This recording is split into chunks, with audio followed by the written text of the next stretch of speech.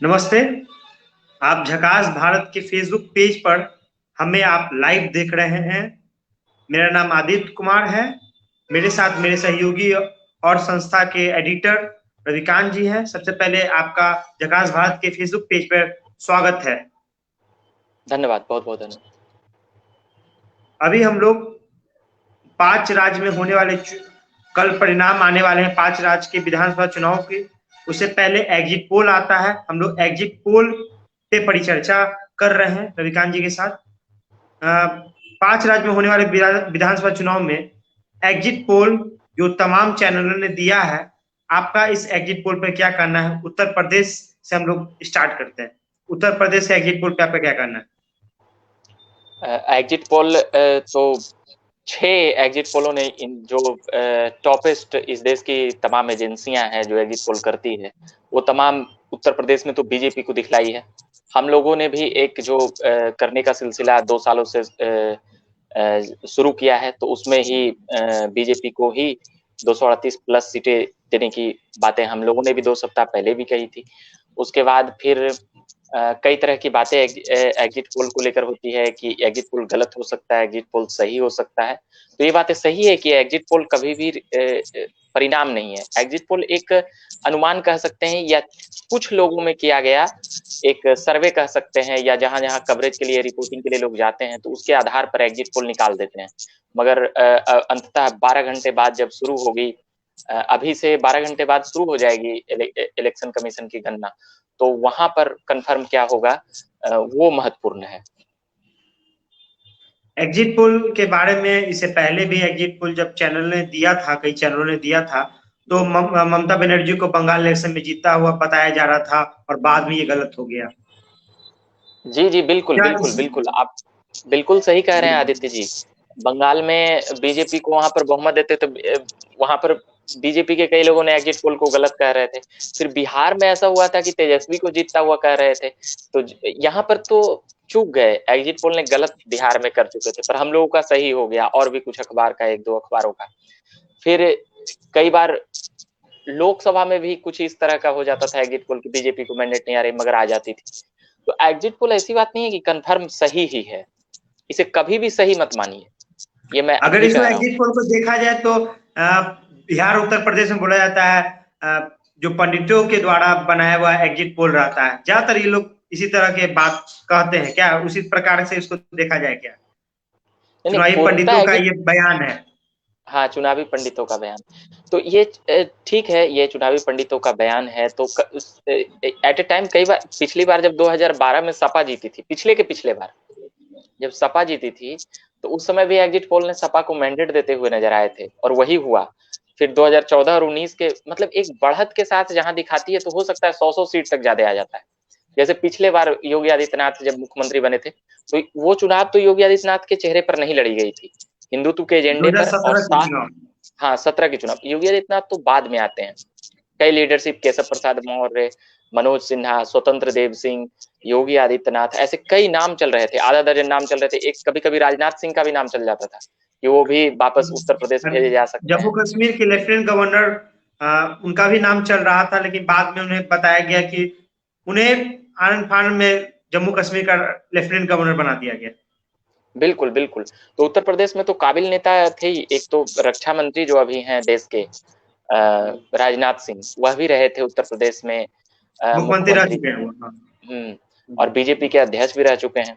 मगर उत्तर प्रदेश के मुख्यमंत्री के तौर पर उनको कह सकते हैं कि बीजेपी ने कह सकते हैं बीजेपी को वह फायदा कराते हुए नजर नहीं आए। बड़े नेता थे, मगर उत्तर प्रदेश चुनाव में उनके नेतृत्व में लड़ती थी और बीजेपी 40-50 सीटों तक चली गई थी। तो कहीं ना कहीं उनकी नाकामी थी, जनता उन्हें पसंद नहीं करती थी, एक जो बीजेपी का कोर वोटर था, तभी इस प्रकार से वह सफल हो रहे थे।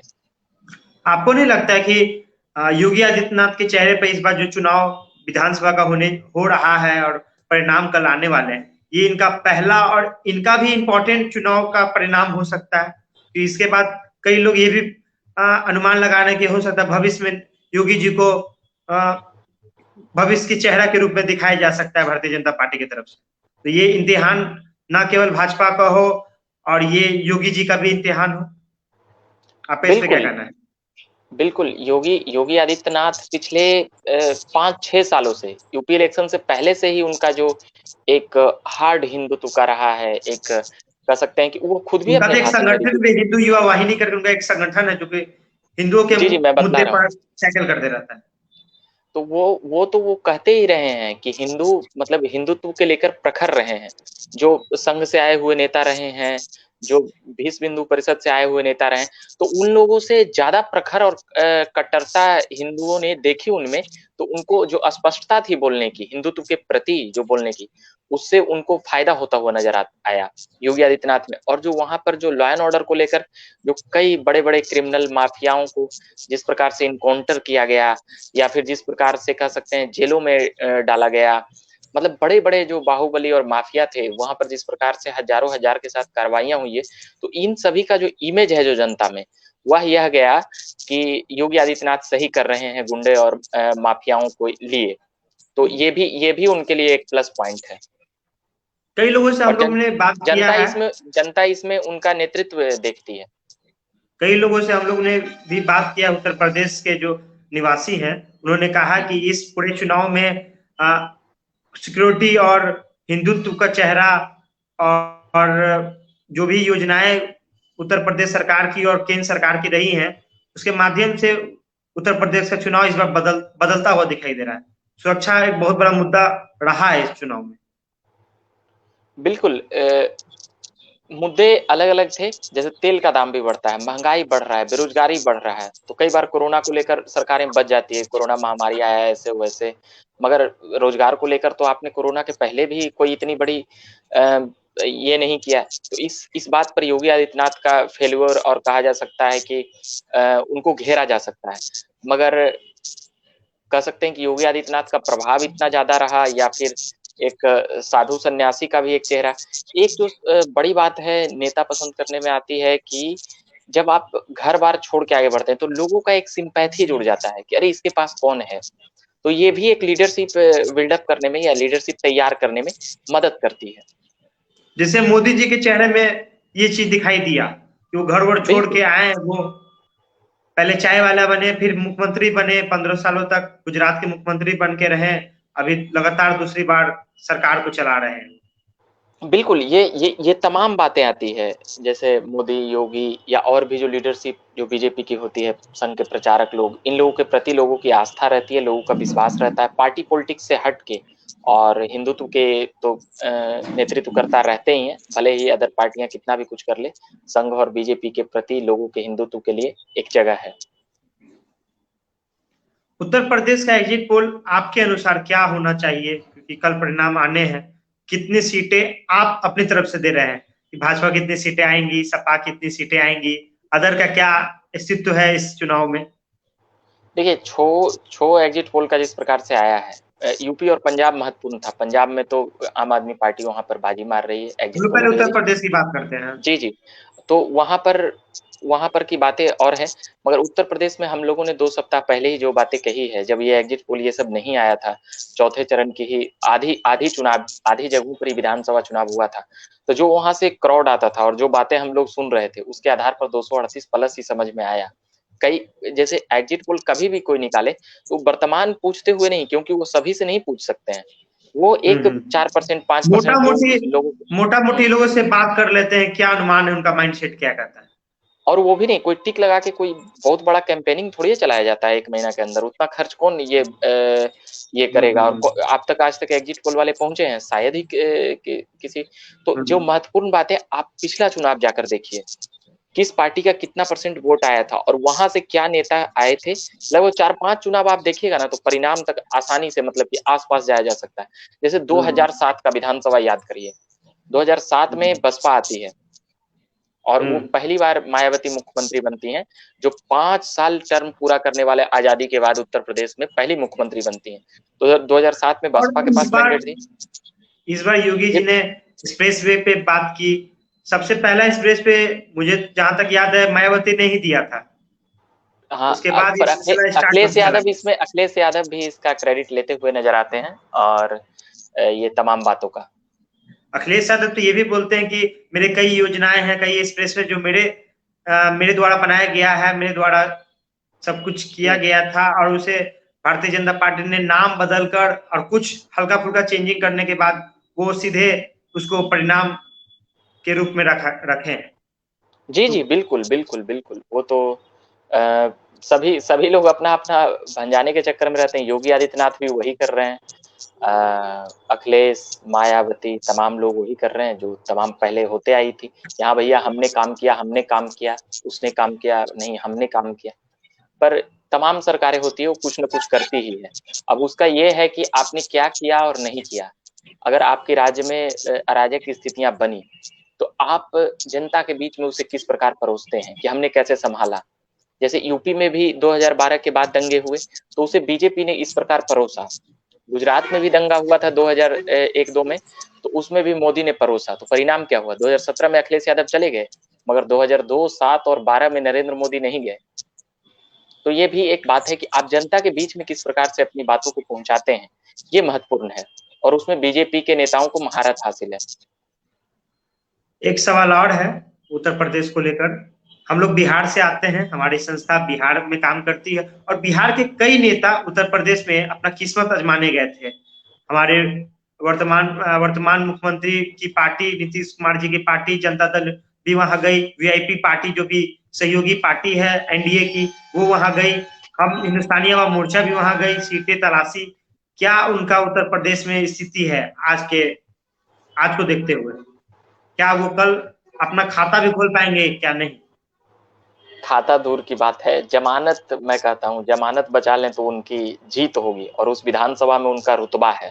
जमानत मैं बोल रहा हूँ, जो 16% 17% वोटें लाने की बात होती है उस पर मैं कह रहा हूँ। क्या यही कारण है क्या जो नीतीश कुमार वहां बीजेपी से गठबंधन करना चाह रहे थे और गठबंधन न हो पाया? क्या यही परिणाम था क्योंकि वो जानते थे कि उत्तर प्रदेश में कोई अस्तित्व नहीं है? क्या यही कारण रहा था क्या?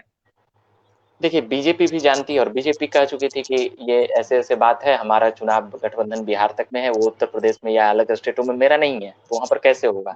फिर भी नीतीश कुमार की पार्टी पहले से भी लड़ते रही है मध्य प्रदेश और भी अलग। पहले शरद यादव वो समाजवादी थे तो उनका दिल्ली में इतना पैठ था और उस समय बीजेपी इस प्रकार से सवाब में नहीं थी, केवल जदयू ही रहती थी उनके पास, गिना चुना करके जदयू और शिवसेना और एक पंजाब की वो अकाली दल। तो ये कुछ अकाली लोग रहते दल। थे तो चुनाव वो लोग ले आते थे सीटें अलग अलग स्टेटों में।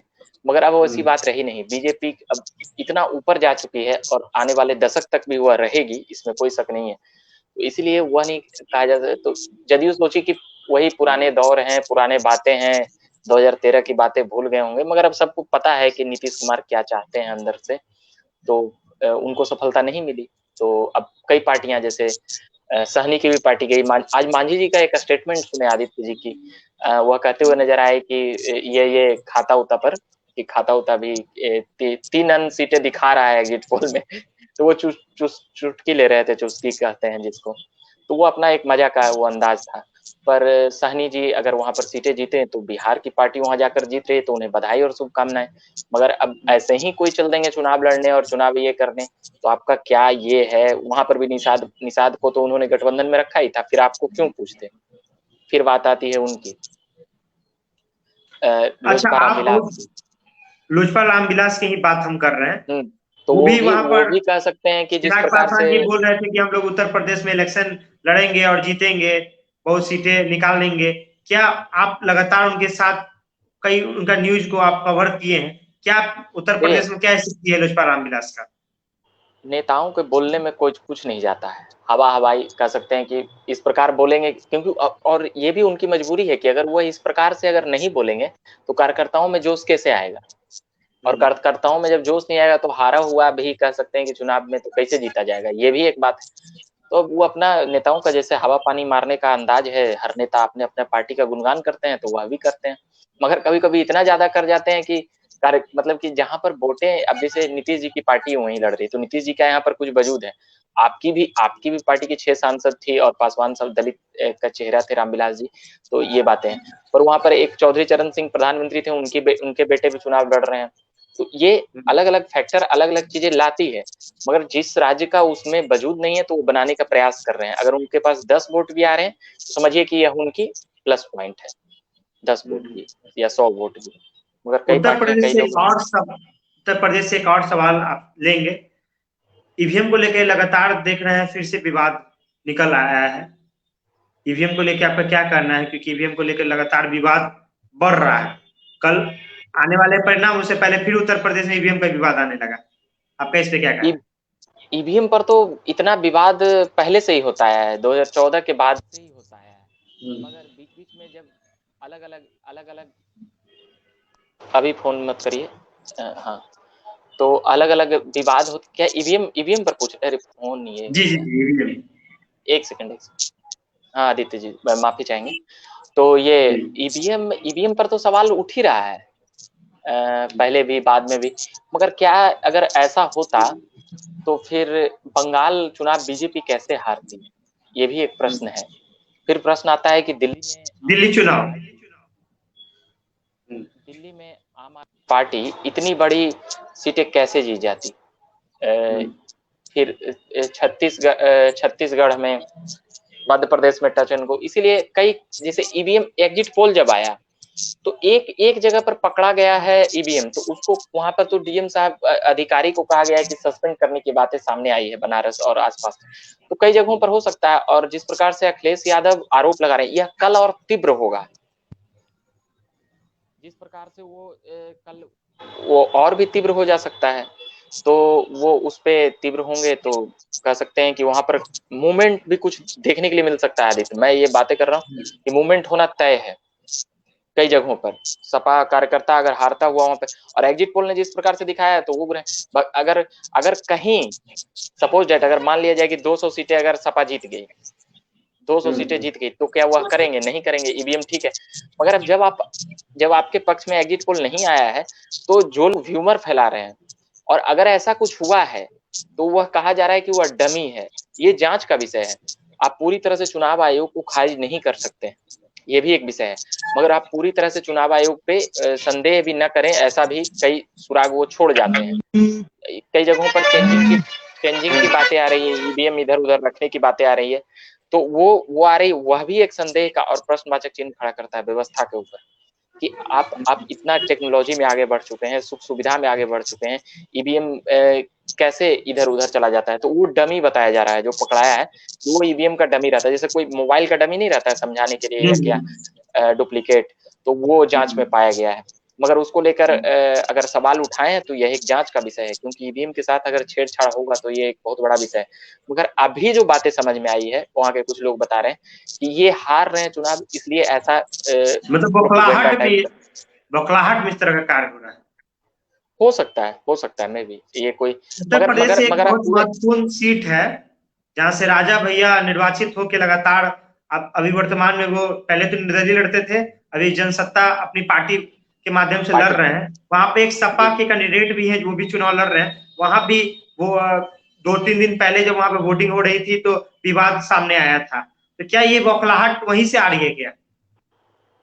नहीं, बातें है कि वहां पे विपक्ष की भूमिका में अखिलेश यादव हैं, तो ठीक है। मगर आप पूरी व्यवस्था को कह दीजिएगा गलत, तो फिर वो चुनाव जिस व्यवस्था में हो रही है, कैंडिडेट लड़ रहे हैं, सारे काम हो रहा है, आप पूरी व्यवस्था को गलत नहीं कह सकते हैं। ये तो फिर हो गया कि खिसियाई बिल्ली खंबा नोचे, भाई सारा ईवीएम हैक हो गया, कुछ रहा ही नहीं, तो 400 सीटों पर बीजेपी ही जीतवा ले, सीधे यही ना। तब आप बेकार काउंटिंग। मगर वो आह्वान जिस प्रकार से कर रहे हैं कि यहाँ पर लोग निगरानी रखें, आ जाए, तो अगर वो मैटर उग्र हुआ तो फिर ये समस्याएं इलेक्शन कमीशन और भारत की संवैधानिक शक्तियों पर ये खतरा। अगर एक विधानसभा में अगर 25,000 आदमी एकत्रित हो गए, अब क्या कर लीजिएगा, लॉ एंड ऑर्डर उस दिन काम कर पाएगा? इलेक्शन जिस दिन रिजल्ट काउंटिंग हो रहा है उस दिन संभव ही नहीं है। अगर हर विधानसभा में 5,000 लोग भी अगर निकल जाएंगे तो हंगामा हो जाएगा। हम लोग जब कवर करते हैं तो 5,000 भी भीड़ नहीं रहती है। आप भी कई बार देखते होंगे और गए भी हैं हमारे साथ, तो ये तो देखते होंगे कि डाक बंगला पर, इनकम टैक्स के पास, और वहाँ 5 से 10,000 लोग आ जाते हैं तो क्या स्थिति बन जाता है, पुलिस नहीं संभाल पाती है, लाठी उठा के एकदम। तो ऐसा स्थिति हो सकता है कहीं गोली वोली भी चलाना पड़ जाए भीड़ को रोकने के लिए या ये करने के लिए। तो ये इलेक्शन कमीशन पर सवाल उठा रहे हैं, तो ये एक जांच का विषय है। मगर वो हंगामा हो हल्ला करेंगे तो ये भी एक गलत वाली विषय है। तो चलिए हम लोग धीरे धीरे उत्तराखंड की ओर आते हैं। उत्तराखंड में इससे पहले कांग्रेस की सरकार थी, अब क्या किसकी सरकार आ सकती है? उत्तराखंड में कई बीजेपी की सरकार को लेकर बातें कही गई है एग्जिट पोल सॉरी, के द्वारा। एग्जिट पोल के अनुसार बीजेपी की सरकार को लेकर बोला गया। तो क्या लगता है हाँ, कि वहां पर मुख्य विपक्ष कांग्रेस रहेगी या भाजपा खुद विपक्ष के चेहरे के रूप में रहेगी? ये तो रिजल्ट आने के बाद पता चलेगा, मगर अभी तक समझ में आ रहा है कि बीजेपी ही 1-2 सीट आगे रहेगी। और बाकी वहां के रिजल्ट के बारे में, हाँ, उत्तर प्रदेश के बारे में कह सकते हैं कि योगी आदित्यनाथ वहां पर इतिहास रचते हुए नजर आएंगे, क्योंकि अभी तक दोबारा कोई मुख्यमंत्री वहां नहीं बना है। पहली बार मायावती, फिर अखिलेश यादव और योगी आदित्यनाथ तीसरा टर्म है। तो उत्तराखंड में कह सकते हैं कि वहां पे कांग्रेस वहीं पर केवल फाइट दे रही है, उत्तराखंड में ही। मतलब और भाजपा का डायरेक्ट लड़ना उत्तराखंड में ही है, हाँ, भाजपा से। उत्तराखंड में बिल्कुल बिल्कुल, क्योंकि वहां पे 70 विधानसभा है। मणिपुर में तो है तो 60 है, और वहां पर बीजेपी जितनी भी सीटें लाएगी यह उसकी जीत है। मणिपुर का मैं बता रहा हूँ। तो मणिपुर में वहां पर जैसे सपोज दैट 60 सीट है, गोवा में तो सबसे कम 40 सीट, तो वहीं पर लड़ाई होती हुई नजर आ रही है उत्तराखंड में ही। बाकी जगहों पर कांग्रेस नहीं बीजेपी को टक्कर दे पा रही है। पंजाब का क्या कहना है, क्योंकि किसान आंदोलन के बाद ये चुनाव हो रहा है, और क्या किसान आंदोलन का प्रभाव है पंजाब के इलेक्शन में? अभी हम लोग ने देखा सिद्धू जी का भी लगातार हमलावर थे वो चन्नी जी के खिलाफ, तो कभी किसी के खिलाफ वो रहते हैं, हमलावर रहते हैं। वहां पे सरकार भी कांग्रेस की चल रही है, तो क्या कांग्रेस वहां पे आ सकता है या आम आदमी पार्टी की सरकार बन सकती है? और भाजपा का क्या स्थिति है वहां पर, क्योंकि उनके उनके पास नए पार्टनर मिले हैं। बीजेपी अगर सबसे कमजोर और फिसड्डी किसी जगह पे है तो वह है पंजाब में, और इसका फायदा आम आदमी पार्टी को भरपूर मिला, पिछले बार भी मिला और इस बार भी मिला। और आम आदमी पार्टी धीरे धीरे छोटे छोटे स्टेटों पर कब्जा करके वो राष्ट्रीय नेतृत्व के लिए तैयारियां कर रही है। और आम आदमी पार्टी इस पूरे चुनाव में, 5 विधानसभा के चुनाव में कह सकते हैं कि एक बड़ी पार्टी बनकर उभरेगी जो सत्ता तक पहुंचेगी, और बाद में राष्ट्रीय राजनीति में आना तय है उनका। 2029 और 34 में हम लोग देख लेंगे उनका ताकत। गोवा का क्या कहना है कि अभी मनोहर पारिकर जी को बेटे वहां से चुनाव लड़ना चाहते थे, उनको टिकट नहीं दिया गया और वो निर्दलीय, बाद में पता चला कि निर्दलीय जा रहे हैं वो। गोवा सबसे छोटा सबसे खूबसूरत राज्य है। बिल्कुल आपको क्या बिल्कुल। लगता है कि वहां पे भारतीय जनता पार्टी की सरकार भी थी वहां पर, बीजेपी वहां की का क्या वहां परिणाम वजूद हो सकता है? बीजेपी की वहां वजूद मनोहर पर्रिकर से थी, और उनके बेटे की बीजेपी से जिस प्रकार से कह सकते हैं कि इधर उधर किया गया। तो एक बातें आती है कि बीजेपी में कई बार होती है कि कई सालों से संगठन में अगर बड़े नेताओं के बेटा अगर काम करते रहते हैं तो उन्हें मौका दिया जाता है, या कुछ ऐसा कॉम्बिनेशन नहीं बना। वो उनके बेटे बेहतर ढंग से जानते हैं और बीजेपी बेहतर ढंग से जानती है, तभी वह अलग रुख किए उनके बेटे मनोहर पर्रिकर का। वरना मनोहर पर्रिकर का सादगी, सच्चाई, कर्मठता और कार्य करने की शैली को ये देश सलाम करता है, ये देश हमेशा तारीफ करता है। मनोहर पर्रिकर जैसे नेता बहुत ही कम होते हैं।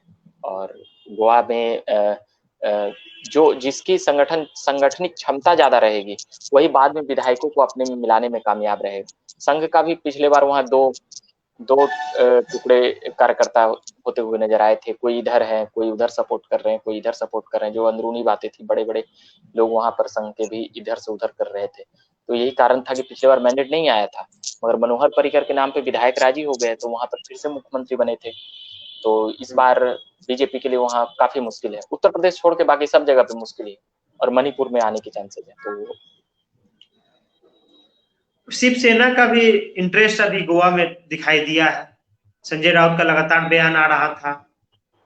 गोवा शिवसेना का क्या स्थिति है इस गोवा इलेक्शन पर? क्या उनकी नजर अब महाराष्ट्र के बाद अब गोवा पे भी है क्या?